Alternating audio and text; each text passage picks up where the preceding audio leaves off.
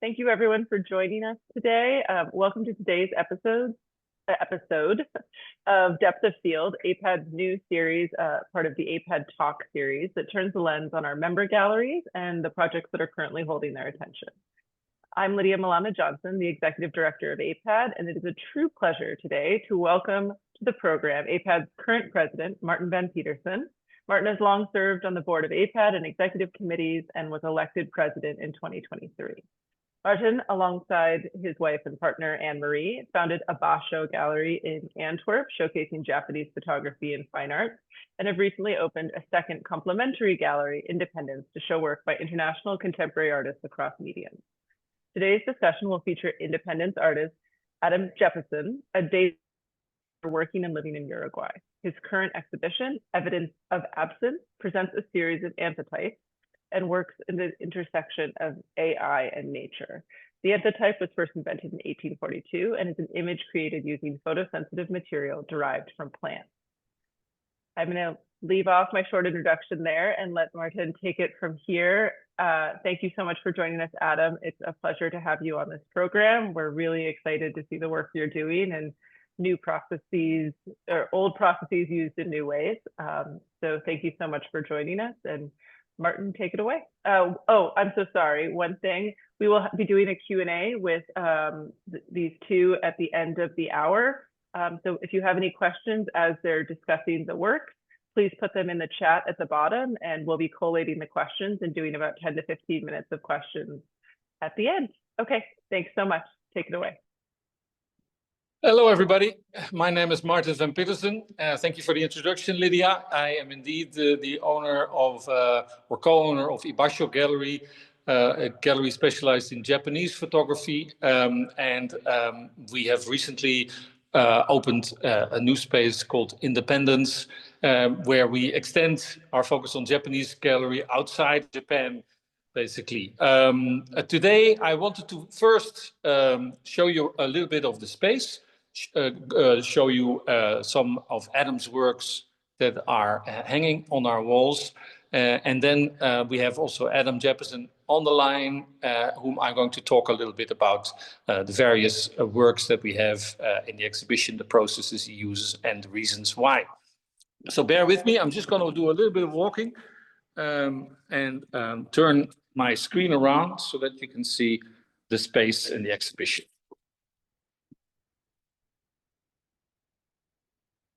So, Adam Jeppesen's Evidence of Absence exhibition at Independence Gallery.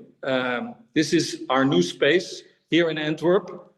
As you can see, it's not a very big space, but it's quite a beautiful space.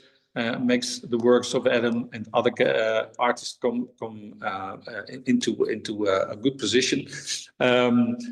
Adam came to us about a year ago he wanted to make a book with us.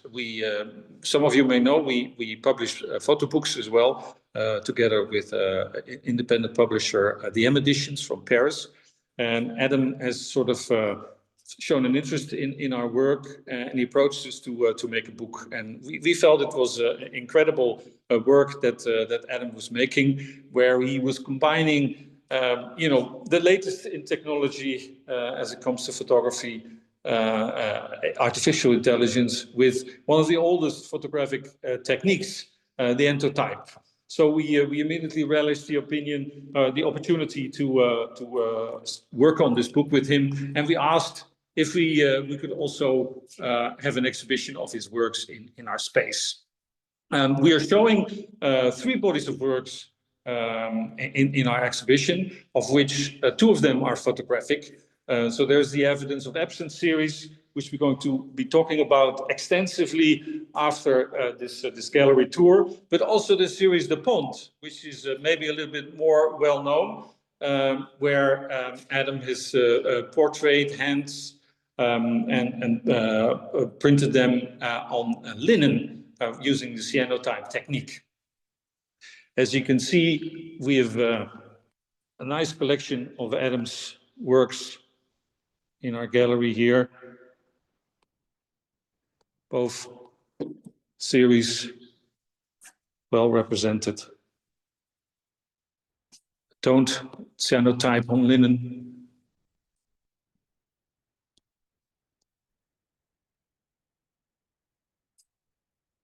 There you go. Okay, so I thought this would be a nice introduction to start our conversation. And so I will switch off my phone now. Sorry about this. If I can turn it off, I guess that will work. Martin, how far is the one gallery from the other? Oh no, he's back. Yes. So the two galleries, do you hear me? Yep, perfectly. Excellent. Sorry about that. Technology is not my strong suit. The two galleries are about 10, 15 minutes walk from each other. So very, very close. Yeah, the independence was founded really, you know, as some of you will know, in Ibasho, we focus on Japanese photography, and we show some Western artists' work in Ibasho as well, work made in Japan or related to Japan. But there were so many other artists that we came across during the 10 years that we were working on Ibasho that had no relationship with Japan, but really fit in with the aesthetics. So when we found this new space in Antwerp, we thought it would be an excellent opportunity to start presenting those works that are unrelated to Japan, but very much an extension of what we are showing at Ibasho. So that's how this whole space came into existence. Wonderful. So let me just share a little video with you. This is a video that Adam made for us. Maybe Adam, do you hear me? Yes, I hear you. So maybe Adam, let's first talk a little bit about the anthotypes that you are. So perhaps you can explain a little bit what the process is and what we're Sure.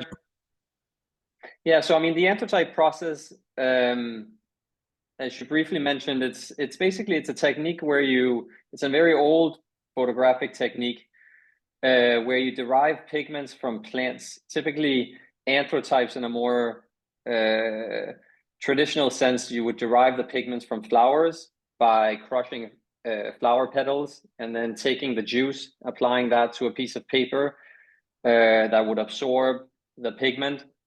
And then by placing a negative, or in reality, any type of an object on top of it, due to the fact that the pigments are not light fast, once you place them in the sun with something on top of them, the sun will begin bleaching away the part that doesn't have anything to cover it. So if we work with a negative on top of that, once you leave it out in the sun for a certain amount of time, when you bring it back in, then sun would have kind of eaten away at the pigment. And when you remove the negative, the original color of what was the fully pigmented paper will still be there, but the other parts will have gone lighter. And it gives you kind of the illusion as if an image has been transferred into the medium.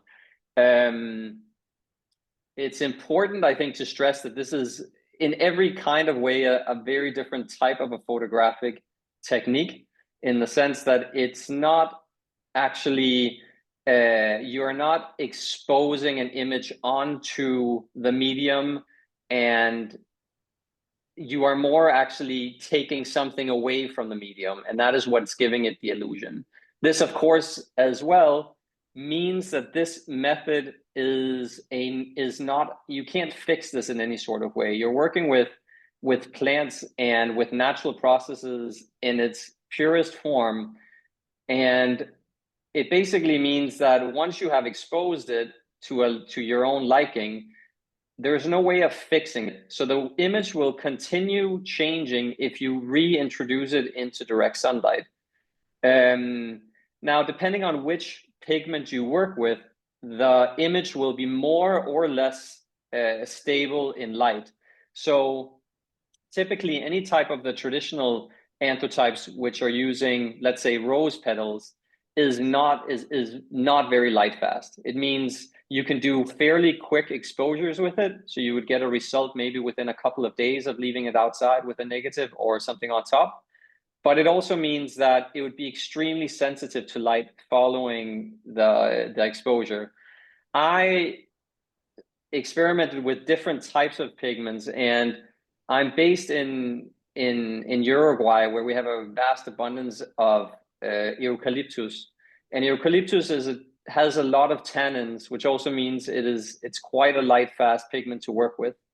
And so what I did was I would go out and I would cut eucalyptus leaves, boil them kind of in a vat, and kind of make a type of a soup out of it, of which, as you're seeing in the images, I would then place the paper into in a large bath, and the paper would be in there absorbing this liquid over several days. The minimum would typically be anywhere from 24 hours to 48 hours, but it could also stay in there for longer periods of time. And the longer it stayed in there, the pigments would also sort of change their color due to the fact that they are of the natural processes that just begin with this being an organic material that starts breaking down. And then afterwards, I would take them out and I would expose negatives to them. But because they're fairly light fast, instead of leaving them in the sun from a couple of days to a week, my prints typically stay outside from anywhere between 1 to 4 months.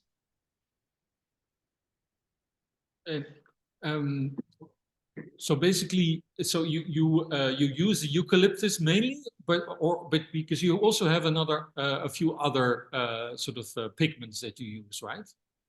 Yes, I mean the whole process it's the exact same process you would use if you were dyeing fabrics. So this is a method that has been used for thousands of years for dyeing textiles, and so of course there's a long history of which plants work best, and to stay, you can still, in archaeological finds, find fabrics or cloth that still retain original color, and that original color comes from some sort of a plant. So I went back and kind of looked at which plants throughout time have shown the most light fast properties, and so eucalyptus has not traditionally been anything that has been used very much. Typically, one color that throughout history has always been, a sought for color has been red, and trying to kind of find, how can we create reddish tones? And so there's a couple of different plants that you can use for it. And there's one which is quite known, which is actually a small beetle that you grind up, and that the pigment that's in the beetle you actually use for tinting. And yeah, so I've done different experiments with different plants. But my main plant is eucalyptus, due to the fact that I like the fact that it's something that I can source myself. The whole project came about at the beginning of the pandemic, when I wasn't able to get any materials to work with. And so I kind of, had to look around for how I could create images with what there was just around me. And that's, how the whole project kind of sprung out. So it's interesting to see. So here you're exposing in the video. You're exposing the negative, or actually it's a positive impact, right? If I'm not mistaken. Yes, it's a positive. It's a positive that you place, and the positive because it retains the positive aspect of it. So everything that is light in the image, you want to, continue being light in your final work as well. And so it is, so it is just a transparent negative that's placed on glass, and the glass functions as well because they have to stay outside for such long periods of time. I've kind of made a sealed box where the glass functions both as the negative, but also kind of as the seal, so that water and wind and things don't get into the paper during this long exposure period. Okay, so I think we're done with the video. So that's a perfect timing. Great. Okay, so maybe now we can switch to the AI element of the works. So how did you come to that idea to start using AI to create these portraits? Well, prior to this project, I'd done a large project called The Great Filter, which is it's a non-photographic work. It's a large installation consisting of thousands of small structures that are set out on the floor, kind of. It will bring thoughts to mind of like an abandoned city in the desert. So it looks like this very large desert landscape. It's made out of sand and pigment and a little bit of cement that keeps them standing up, but they're actually all in a certain process of collapse. And that whole project was about investigations into a field called existential risk and looking at which are the largest, which risks pose the greatest threat to basically to the planet and to humanity and to life as we know it. And that is divided into two groups. One is man-made threats, and the other are nature-based threats. And looking into that, it turns out that majority of all nature-based threats actually don't pose a very great realistic threat as an existential risk, but the man-made threats pose a much greater risk. And of that's then further divided into, kind of categorizing which things sit at the top of that list of areas that we should be most attentive to in order to navigate, these great risks. And at the top of that list, artificial intelligence has sat for a long time.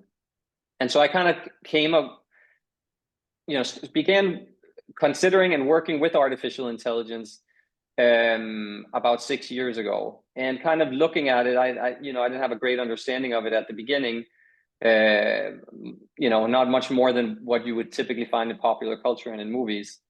But once I began studying it more, it kind of correlated at around the same time when artificial intelligence began creeping more into popular culture in the sense of being more accessible, and with the development of ChatGPT, which everyone is familiar with now. This work was right at the beginning when the first algorithms were kind of being released for testing, and I was able to get access to some of these very early algorithms. But I had always looked at it from this perspective, for the critical perspective of it as a threat. And I thought that this project, there was something that wasn't about the separation of the technology from us as humans, but actually trying to look at this technology as something that was a part of us, almost on a biological level, because I saw the way that people would be interacting with AI would be on a very emotional level. And so I wanted to make this work that kind of brought you into a more emotional state with the technology, and not to see it so much as this separation. And throughout this period, the more AI started to be around us, it became more and more evident that there was a certain, let's call it like a spiritual element to AI, and where AI in certain aspects almost evoked very parallel stories to how people in the past had talked about ghosts, and the fact of like spirits that could be around us. We couldn't see them, but somehow they had an influence on our life. They were around us all the time.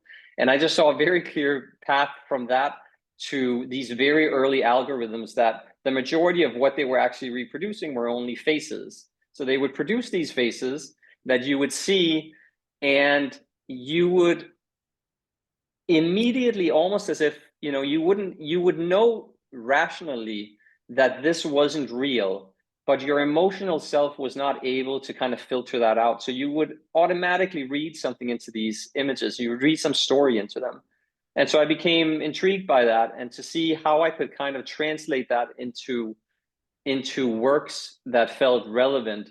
And in order to do that, I also wanted to make a great point of this biological, natural aspect of it, of us as humans, of us as animals. And so I started looking for ways of how to pair this, new technology, ultra synthetic, with the natural biological part of us. And so that's, you know, kind of how the whole project came about. Right. And so how do you ask for, you know, how do you determine what kind of portraits do you specify exactly what you want, or how does the No, I mean, for this specific project, some later projects that I've done following this, I have gone in and had an active role in trying to define what the image is to look like.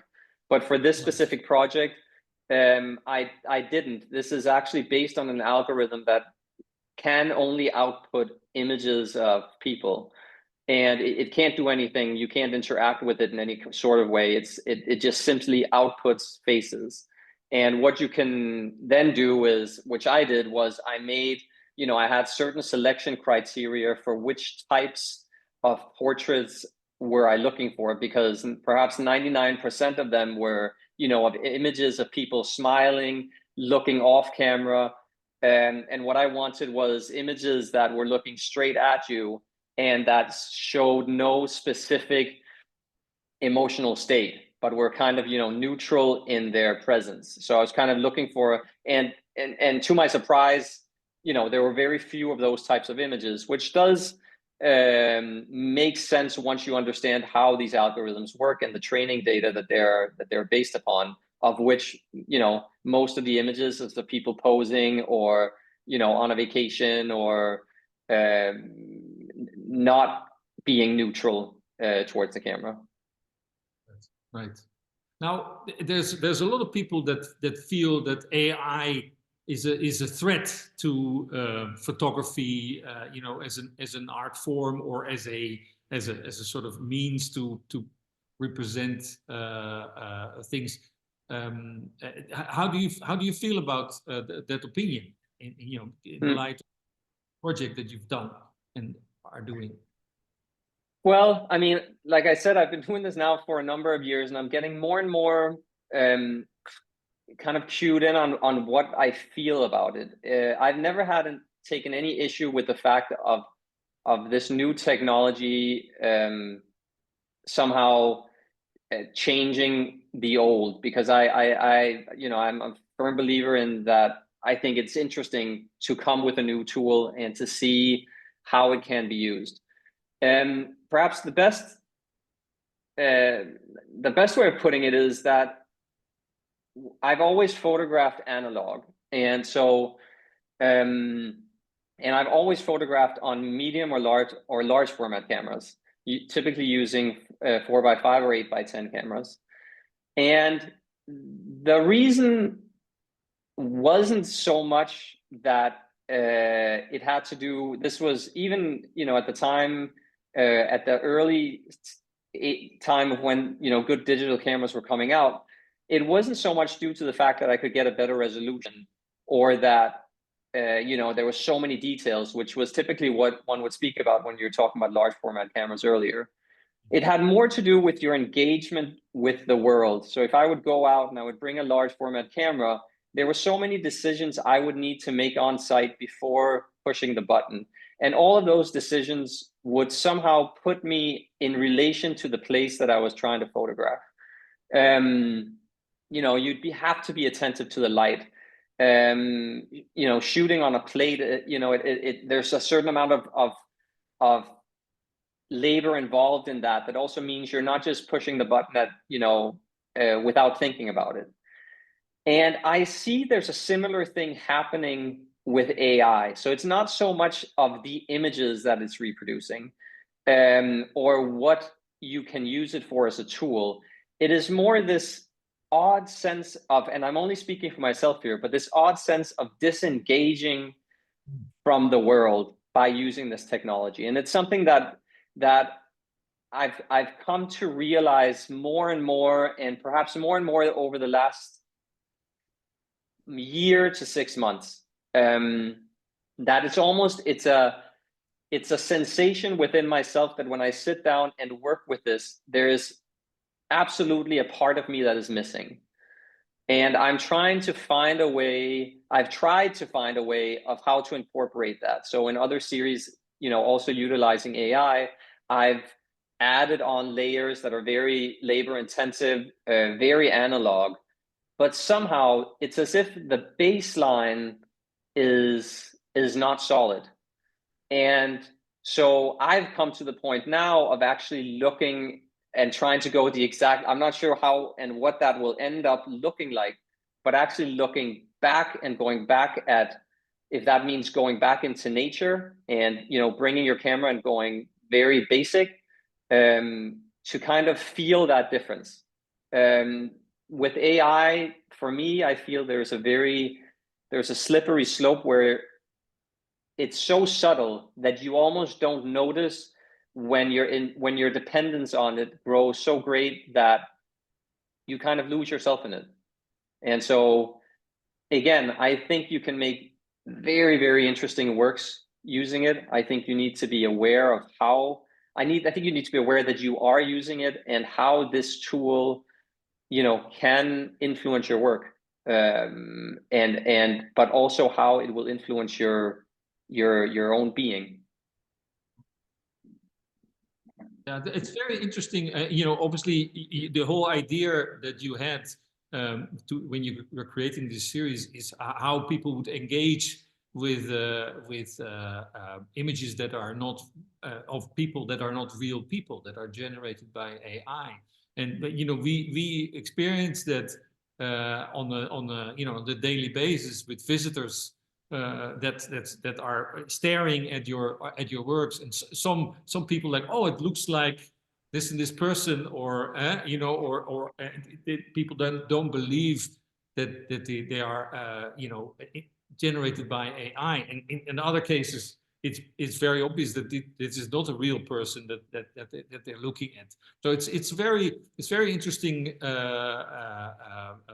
you know, how the visitors react to your work. And then obviously the anthotypes create another layer, because they sort of even make the portraits have more fluid, more sort of you know, diffused, if you like, and people start really sort of reaching to you know, to get to know you know, the person that they're looking at. It's an interesting. Yeah, I mean, in the beginning, I was very interested in this idea of how we, you know, we read faces and everything, and how this technology, this super, you know, detailed modern technology, could be used in such a way where you actually dilute it of almost all information, and you still read these stories into it. I mean, many of these works, if you go up close, there's hardly anything there. And I found it interesting that very often you'll see people seeing the works through their telephone, because when you hold up your phone to them, details come out that you're not seeing with your own eyes. So you kind of get this feedback loop into your dependence on this technology. Yeah, that's it. It's true. It's quite incredible how much more detail you can see through the phone than in real life. Yeah. So maybe let's pivot a little bit to the other series that we are showing in the gallery, which is called The Pond. A series you started, you know, a number of years ago, and they're portraits of hands. So can you maybe explain a little bit about your ideas for this series? Yeah, I mean, I've been photographing hands for a couple of years, and well, going back a little bit further, all of my work was landscape based. So I, you know, would typically spend vast periods of time in solitude, photographing landscapes, but also figuring out how these long periods by myself would influence the way that I interacted with the landscape and how I saw the landscape. And somehow the camera became, you know, a method of recognizing my presence in the landscape. But all of the work that I was creating around that time was very subjective. It was all about my experience that I was having with the landscape, and I would then, you know, create works that I would go back and present, and I would speak about my story and how I saw it. And there was no guarantee that anyone else had ever had that experience.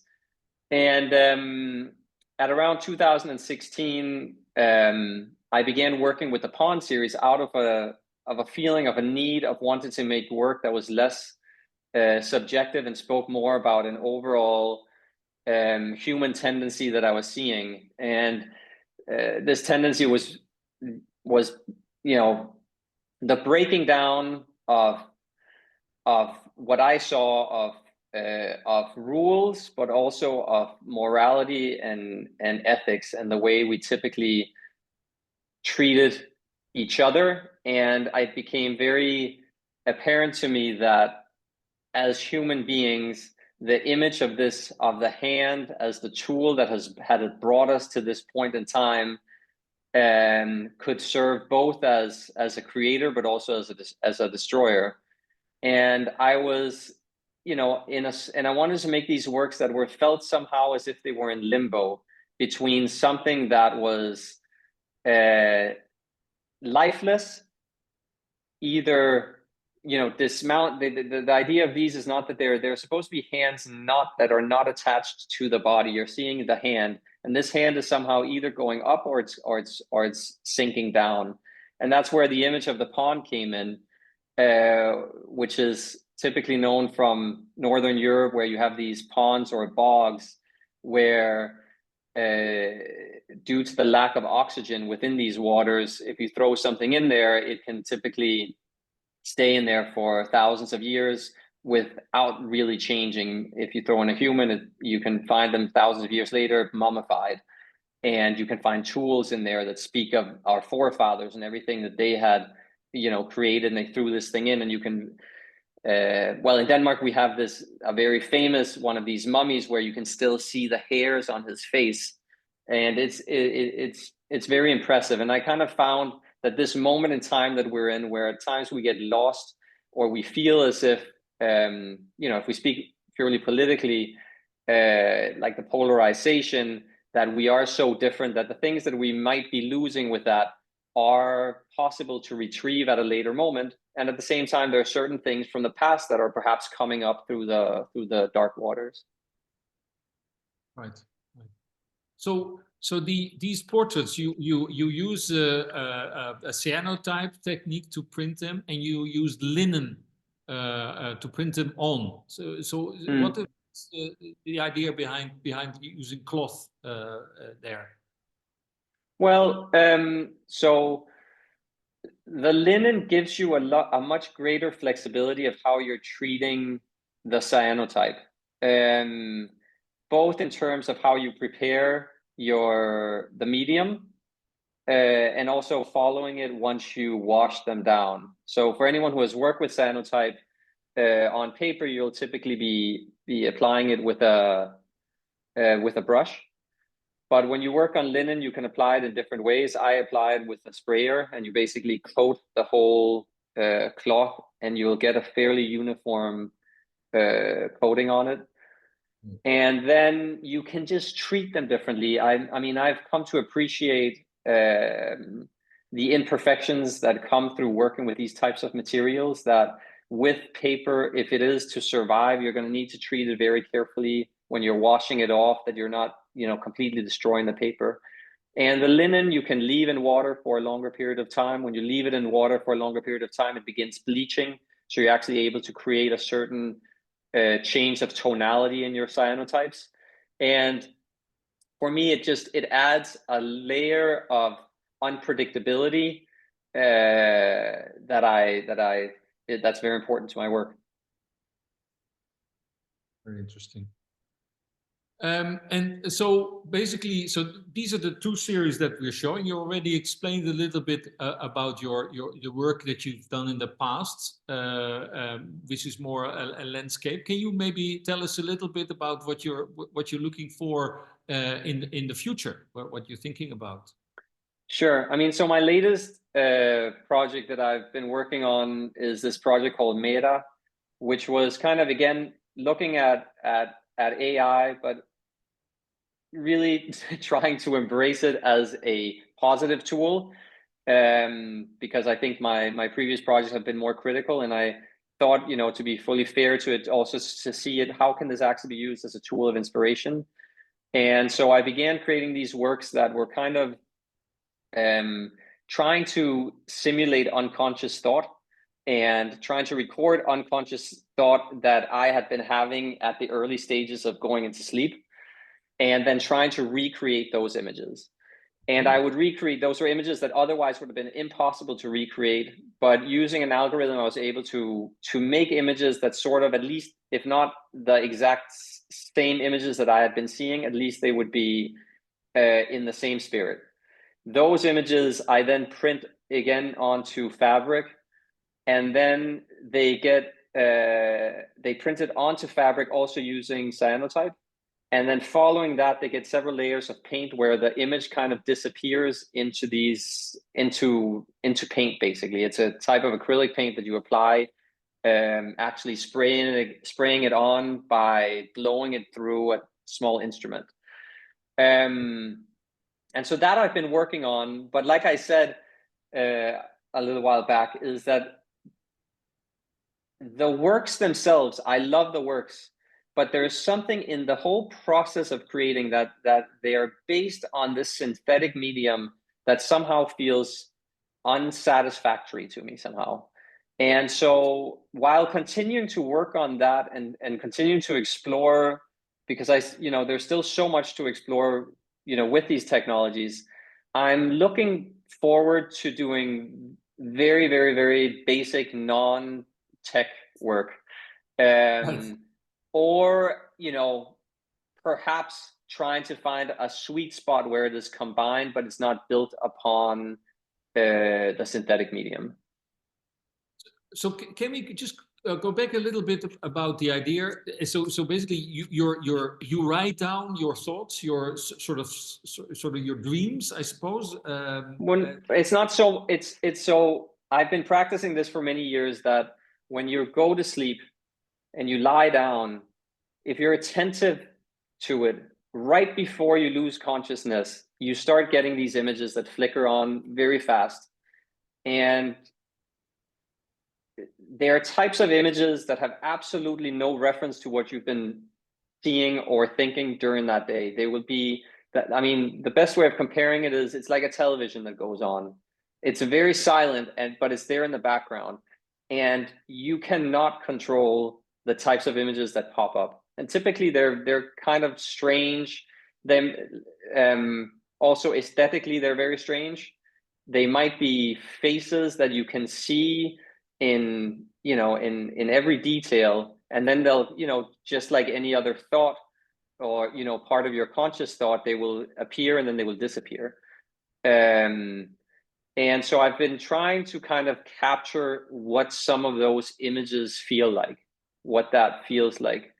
And so these are images, the works that I create based on this have this kind of like mysterious air around them. There's recognizable elements to them, but they always feel a little bit sort of off. And do you recognize do you recognize them in the end? So yeah, no, you recognize what the image is, but if you look at them carefully enough, similar to, I think we all can relate to, similar to how our dreams are. In the dream state, they feel very real.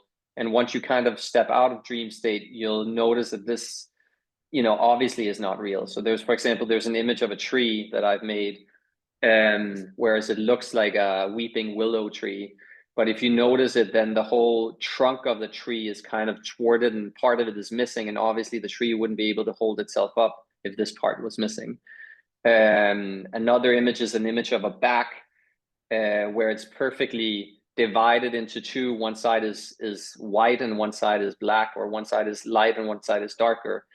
And that in of itself you could be recreating with light, but then you notice the neck somehow is just extended a little bit too far, giving it this kind of like otherworldly feel to it. yeah. Okay, Adam, thank you very much. I don't know if there's any other things that you would like to share at this point, or if we should open it up to questions. I'm happy to answer any questions. Adam, thank you so much for this incredible conversation. It's been so interesting to hear about such a historic process and such a contemporary one across these two elements. We have some great questions. The first one is fascinating discussion. In your exploration of AI, have you found certain biases in the images as they've been generated? There have been media reports that claim AI images tend toward an ideal, for example. So I think expanding a little bit on what you were saying about the bias in terms of the smiles and all of that, I think this question is more about beauty standards. Was there a racial bias? Was there an age bias, and how you were correcting for that? So I was in the work in the anthotypes, the evidence of absence, which was this very early algorithm. I wasn't noticing, I was more correcting myself in the sense of like, because I was looking for very specific types of portraits. In the later work that I'm doing now, it's actually become more of an issue in the sense that the beautification of these images actually has almost made it useless for me. So I'm still trying to use very old algorithms that somehow are able to perform in a different way that for me seems far more authentic, speaking more on the aesthetic element of how they're creating them. I'm finding that some of these new, and perhaps that is part of why I feel myself kind of taking a step back from using them, is that many of these algorithms have gotten this sort of fantasy filter over them, which absolutely is, for me, it's horrible, and I can't really use that in my practice. And so perhaps there will come some correction for that later, or you will get other options. I'm sure there will be, but at this point, as many things, it just kind of all starts looking the same. I think this actually feeds into our next question nicely. Could you talk more about your desire to return back to nature with your work? You mentioned working again with analog cameras and photographing in natural settings again. Is this what's driving that, or are there other elements as well? No, I would say it's definitely a huge part of what's driving that. Is it's this, getting your fingers dirty again in a certain way, and whether that will be with a camera, whether it will be camera-less, maybe it's also in the way that they're being reproduced. I mean, I have used now cyanotype for a long time, and part of why I use that is for its analog qualities.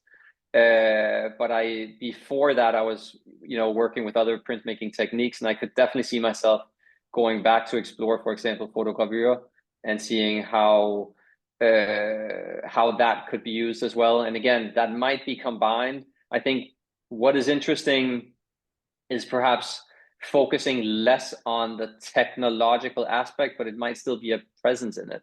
I've always said that photography, which insists about speaking so much about the medium, kind of is a weakness to the medium in a certain sense, because for me, I see photography as valid as any other, art form. And I kind of think the same goes for let's say artificial intelligence, that it's it's perfectly valid, that it's part of our expression, but it shouldn't be. I think we have to be careful not to divide it into a certain box where this is created like this and this is created like that. I hope we get to a point, and I'm convinced that we will, if we look into the future. It will be another it will be another tool, it will be another thing that's just being used in the creative process. It's so true. I mean, it seems that the conversations and how they've been spoken about specifically around photography have been in a replacement sense versus a tool or additional or just another process that could be used alongside these things. We have 2 more questions in the box. We have time, I think, for a couple more. If any of our listeners have any questions they have for Adam or Martin, please put them in the chat below. I'm going to do these out of order because one is following up on the first question. What do you think is the cause of the fantasy filter that you're seeing everywhere when generating images through AI? I mean, I don't know enough about, how, in that sense, how the algorithms are built But, it all comes down to a question of course, of how they're trained. And then I think also I'm convinced that if you take if we take OpenAI, for example, they do have an ideal for what the image should look like. And so somehow all images are pushed in a certain direction, because the filter or the algorithm does need to have an overall direction of how these images are going to look. I just feel it seems at this point very heavy-handed and like very insisting that even if you are, let's say you prompt something like 1890s glass plate photography, it will end up looking super polished. And that's not a necessity, and it's not something that was there in the early beginnings. So if you, for example, go in and use a program like DALL-E 2 and you prompt the exact same thing, you'll actually get something that looks a lot more realistic in relation to that aesthetic quality to it. The image might not be as good and it might not be as detailed, but it doesn't look like it's a simulation over your prompt. Whereas these new ones, they feel very much as if it's a simulation.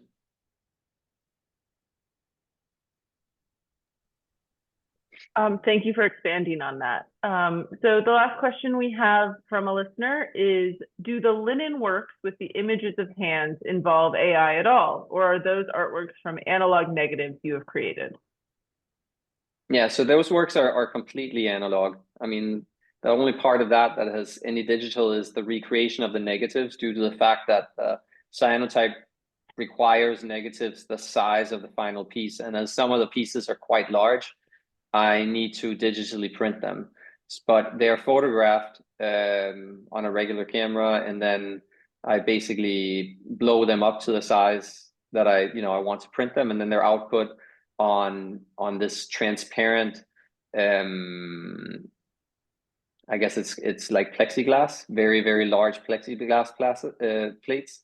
And those are the ones that I then use as negatives. And this is my own question. Whose hands are they? Did you kind of find them as you went? Are they yours? Well, the hands are all of people who are very close to me. I've never been very comfortable photographing people, and I find, oddly enough, the photographing of someone's hand is extremely intimate, and getting someone to pose with their hand in a believable way, there's a certain amount of like touching and also what's being said and unsaid between you and the subject. And so I've always used people who are very close to me. I love that added element to this. We have another question. Your images have a ghostly quality in both of these projects. What inspiration drives this quality behind your imagery? It's a good question. I mean, it's something that I think you'll see in not just these projects, but in general, the majority of the work that I've been doing for the last 10 years. I mean, I think part of it comes that I have a lot of interest in the part of our conscious life that we don't fully comprehend. And I have an openness towards that there is so much more that we don't understand. And I find it interesting making work that has that openness to it, that can be interpreted in different directions and taken in different directions. And also, working with that type of a theme, there's like a quiet beauty in that resonates a lot within me. Now, that's not necessarily only something that you will find within, in this case in photography, but I find that appreciation also in music or other art forms. Well, that's all the questions we have from our listeners. So I want to thank you so much, Adam, for joining us for this conversation, Martin, for your peerless leadership of AIPAD, and for doing this joining this series with us today. Martin, why don't you give information on the exhibition, how long it's up, where they can see it? Yes. Okay. Well, thank you very much, Lydia. The exhibition is on until the 19th of January here in Antwerp in our gallery. However, we've just released an exhibition, an installation video, where you can also hear Adam talk about the show and look at the images in the show. So for those of you are overseas, not in Belgium, you can look on our website, www.in-dependance with the A gallery.com, and you've under videos or under the exhibition, you can see the installation video and hear more about the works with Adam. Yeah, that's it, I guess.